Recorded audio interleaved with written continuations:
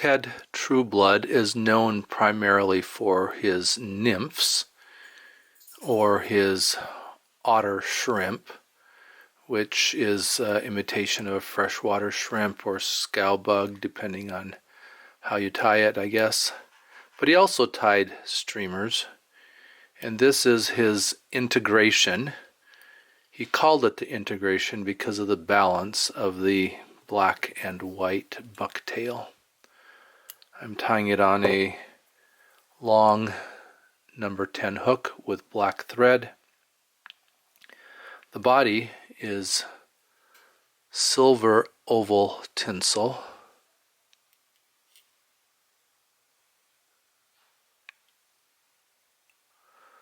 Get that tied in. And I'm wrapping that piece of tinsel all the way up the shank just to keep an even body on it. I will throw a half hitch on here to keep my thread from coming off when I put it in the cradle, and then I will use the rotary function of the vise to wrap this. And I am using a small tinsel. Maybe a larger tinsel would have necessitated less wraps, but I think this works well, and it does create a really neat, flashy body that's different than a flat tinsel would be. So the rotary function helps me to keep these wraps right next to each other up the shank. It makes it a little bit quicker than hand wrapping it, although it could be hand wrapped just as well. I don't know what it is about the rotary function of the vise that I've just not really made use of as much as I possibly could. And I know there are some teachers, some YouTubers that actually don't use the rotary function because they want to show that the fly can be tied without a rotary vise. So I'll catch off that tinsel. And I was taught and have standardized on 3 wraps over the top and then 3 tight wraps underneath to cinch it in. Clip out the extra. I'll turn the hook upside down to tie in the bottom. I've clipped a pinch of bucktail, white bucktail, for the bottom, and I'm going to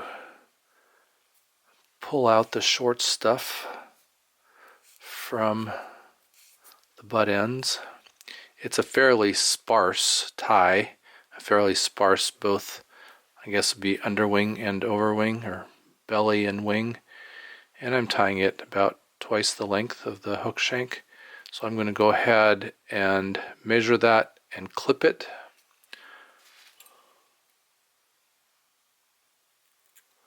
It does kind of make a mess on the tying bench, particularly since I'm clipping it on camera and not over my waist. Go ahead and grab that, those ends shorter than the eye. And then I want to wrap carefully the first wrap so that I don't flare it a lot, and then I'll wrap down over that. Get those butt ends wrapped in. And I'm not real worried about anything sticking up because I'm going to tie in on top as well. Then I can take a bodkin and just split that so it's on both sides of the hook bend.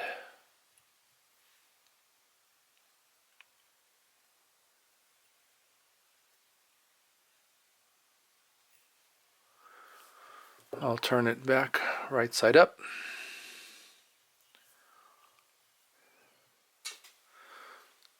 Got some black bucktail, about the same amount. I'm going to kind of pull out the long ones at the tail end and then clean out the butt ends,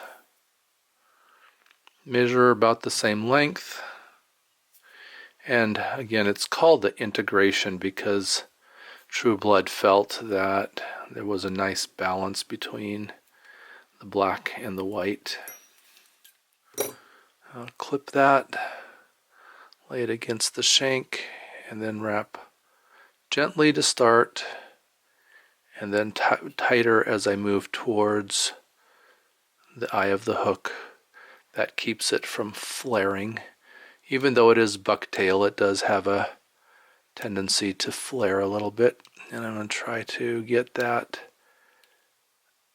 little lump there at the eye to even out to create that streamer head. I'll whip finish that.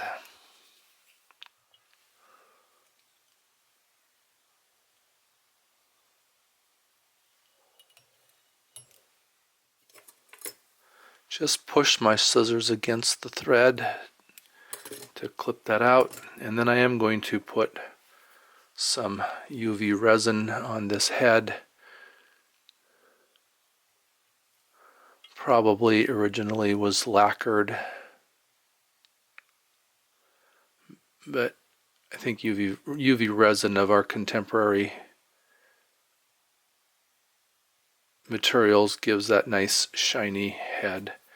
And if I just keep it turning, then it's going to smooth out that resin, and I can shoot it with my light.